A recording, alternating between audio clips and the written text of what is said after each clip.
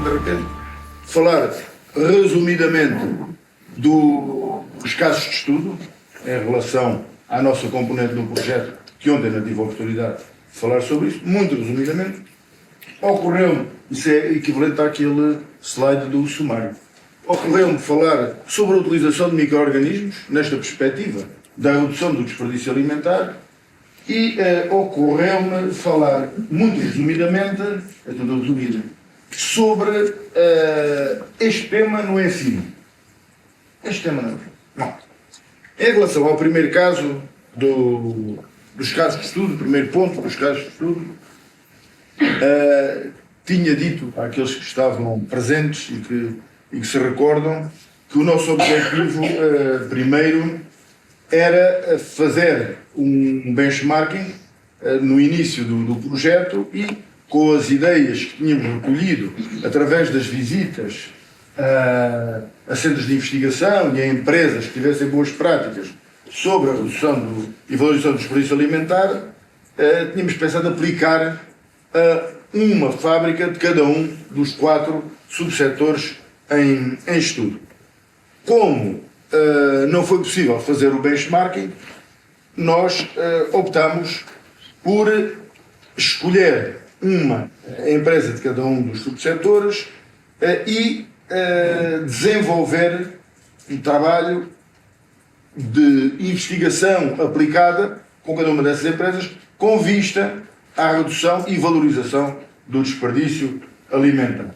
Isso foi possível em 3 empresas dos subsetores produtos cárneos, laticínios e hortofrutícolas, e não foi possível para o setor da panificação.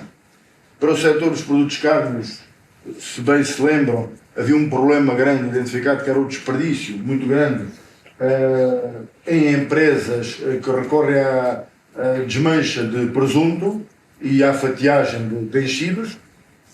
Portanto, o assunto principal, sem prejuízo de outros, será esse. No caso dos queijos, é uma empresa pequena que pretende inovar e pretende reduzir significativamente o desperdício, que resulta sobretudo de devoluções, e então há várias ideias pensadas, que não vou revelar porque é segredo da empresa e vão ser candidatadas, desenvolvidas, e no caso dos hortofrutícolas, no caso de produção de couve-flor, que têm uns desperdícios enormes porque aproveitam os floretes para picles e toda a parte interior e os caules são desperdício. Tem uma porcentagem enorme de desperdício. Portanto, para cada um desses subsetores, temos preparado um projeto para candidatar aos financiamentos que hão de aparecer, e aquilo está feito de maneira a envolver outras empresas, não só do setor, de cada um dos setores, mas de outros setores. Portanto, o projeto das carnes envolvendo outros setores também, de forma a haver alguma complementariedade. Outros setores, mas não empresas que tenham sido abordadas no âmbito do S4Agro, e buscar outras. Em relação à panificação, não foi possível. Porquê? E este é um aspecto importante. Não foi possível porque não há massa crítica. Portanto, foram acompanhadas 10 empresas, como foram acompanhadas 10 empresas para cada um dos outros subsetores, mas não havia massa crítica suficiente para poder levar a cabo um projeto e depois executá-lo. E este assunto merece reflexão porque, penso eu, que vem sendo um problema das nossas empresas, cada vez menor, mas que ainda existe. E nós fomos confrontados com essa realidade. Entre 10 empresas, nenhuma tinha massa crítica suficiente para levar a cabo uma ideia destas. Tem gente muito dinâmica, gente que pensa, mas gente que ainda acha que o crescimento se faz à custa do trabalho e daqueles que estão envolvidos naquela mentalidade do trabalho, mas não precisam de ir buscar conhecimento fora, a outros lados. Na minha fraca maneira de ver o mundo, penso que isso é um entrave ao crescimento das empresas e hoje isso parece ainda ser uma realidade. Portanto, em relação aos casos de estudo, não digo mais, era isto que eu vos queria dizer, com esta última tónica sendo a mais importante. É preciso pensarmos sobre isso e muitas vezes motivar empresas, porque há empresas que não percebem a necessidade de irem buscar conhecimento fora. Quando eu digo conhecimento fora, buscar conhecimento não só outras empresas, mas os centros de investigação, entidades do ensino superior. E depois, se abordadas e se ajudadas em alguma fase dos seus percursos, e dificuldades aparecem sempre, compreendem a necessidade desse conhecimento e mudam de rumo. Portanto, este é um aspecto importante. Segundo ponto, micro-organismos. Nós na Universidade de Évora trabalhamos com micro-organismos há muitos anos, sobretudo na condução de processos fermentativos de carnes, sobretudo bactérias do ácido lático, estafilococos, micrococos, algumas leveduras, tudo isto para conduzir sobretudo processos fermentativos de enchidos. São culturas de arranque. Que nós selecionamos. Temos uma coleção de tipos e, apesar de haver tipos comerciais, nós selecionamos já há muitos anos algumas tipos. E as culturas de arranque têm diferentes vantagens. Por um lado, tornar os alimentos mais seguros, é o primeiro objetivo. E depois podem tornar lotes e devem tornar lotes mais homogéneos, que é importante para fidelizar consumidores, uma vez que conduzem processos fermentativos e os produtos obedecem de forma mais evidente a um padrão de qualidade que é previamente definido. E, na grande maioria dos casos também, as culturas de arranque contribuem para a melhoria da qualidade sensorial dos produtos. Lactobacilos têm a capacidade de produzir bacteriocinas, produzem ácidos, sobretudo ácido lático, podem produzir peróxido de hidrogênio, tudo isso pode contribuir para a segurança dos alimentos. Por outro lado, uma cultura de arranque está adaptada ao substrato, por exclusão competitiva, limita logo muitos outros grupos microbianos de se multiplicarem, entre eles bactérias patogénicas e outros também que possam ser nefastos.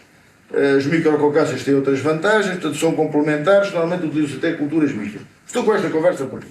Porque penso eu que a utilização de micro-organismos nesta perspectiva pode ser uma alternativa de peso significativa para a redução do desperdício alimentar. E foi com grande satisfação que hoje, na primeira secção da manhã, um dos trabalhos apresentava a utilização nada, era ainda uma fase incipiente, que era deixar fermentar uma pasta de bagaço de azeitona. Portanto, bagaço de azeitona, um subproduto que é produzido em quantidades muito grandes, portanto, é um das grandes dores de cabeça dos lagares, porque se não há entidades extratoras de óleo de bagaço de azeitona, os lagares pura e simplesmente param, não têm como processar aquele volume de subproduto. Esse subproduto tem uma riqueza muito grande, que é o caroço, é uma fonte de energia muito grande, aproveitada para aquecimento e funcionamento de caldeiras. E depois há a pasta. E é um grupo, creio que da Universidade do Porto, deixou fermentar apenas com a microbiota autóctone, deixou fermentar a pasta que resulta da remoção do caroço do bagaço de azeitona, deixou fermentar e tem uma série de informação que consideram que este produto tem potencial para ser utilizado como um ingrediente na formulação de vários alimentos. Ainda não sabem quais, ainda vão testar vários alimentos. Portanto, temos um subproduto de bagaço de azeitona que tem sido uma dor de cabeça para muita gente, que tem custos de processamento elevados e que tem potencial, deixar de fermentar naturalmente, tem potencial para ser utilizado como ingrediente alimentar.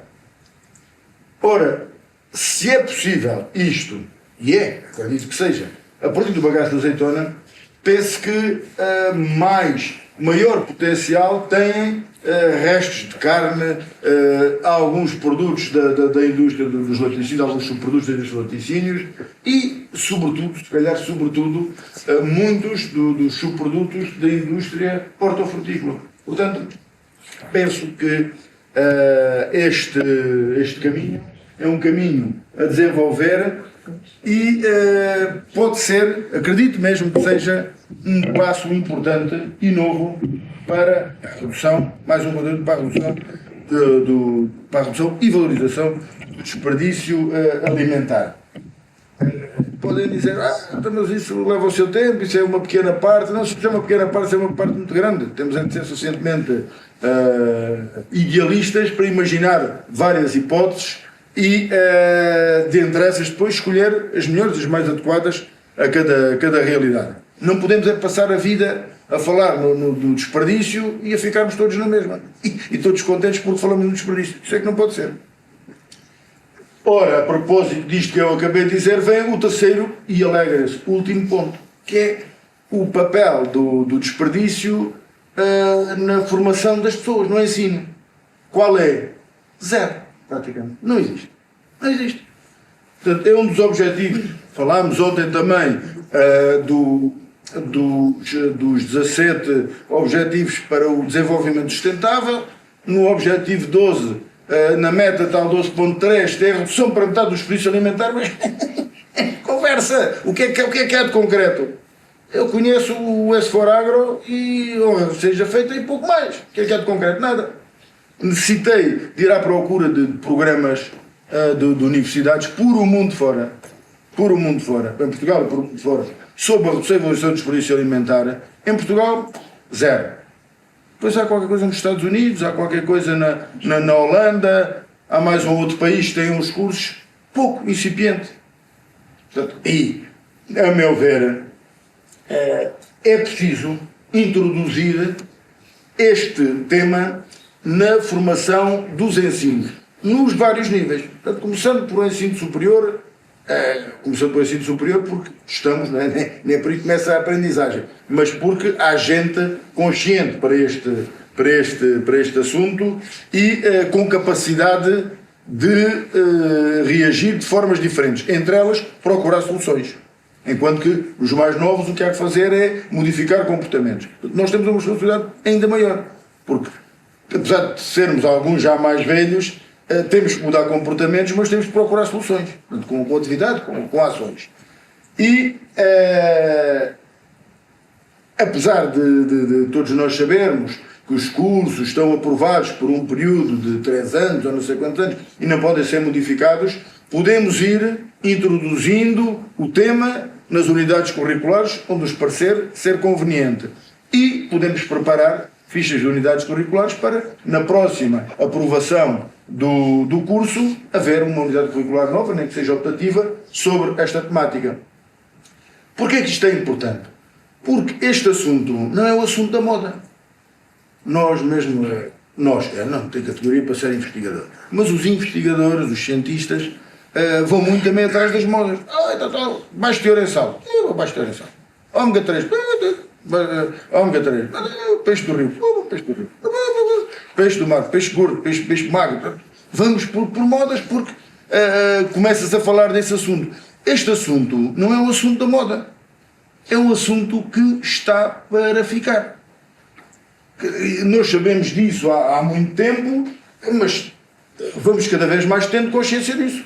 Portanto, o desperdício é enorme, não vamos deixar de ter desperdício. Desperdício zero não existe. Não existe. Agora, não pode ter a dimensão que tem nos dias de hoje. E não pode haver uma parte do mundo enorme a morrer de fome e nós aqui a esbanjar comida. Não pode. E não pode continuar a ser só tema de conversa. Tem que ser fruto de trabalho também.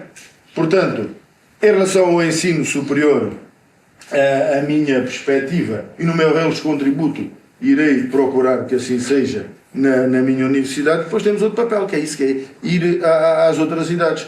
É como fazemos, há programas 5 ao dia, e há programas 10 ao dia, 15 ao dia e 20 ao dia, vão às escolas e vão às creches alertar crianças que têm a idade para este problema, porque é aí que a mentalidade se vai, é a partir daí que a mentalidade se vai formando e a consciencialização sobre uma série de assuntos, ir a ensino secundário, por isso também já depende do dinamismo de cada um, e eu penso que os docentes desses escalões de ensino são muito receptivos a estes temas. De modo que é um assunto importante, não é um assunto para nós trabalharmos e ficarmos com a consciência tranquila por produzirmos um trabalhinho sobre um assunto que tem interesse. Não, é um assunto muito importante e é um assunto que tem muito mais alargamento do que aquele, é muito mais vasto, tem muito mais impacto do que aquele que numa primeira conversa possa parecer. Espero não vos ter incomodado, peço desculpa por ter perdido a minha pena, mas se calhar a conversa com os slides não era, pelo menos para mim, tão agradável como foi. Obrigado.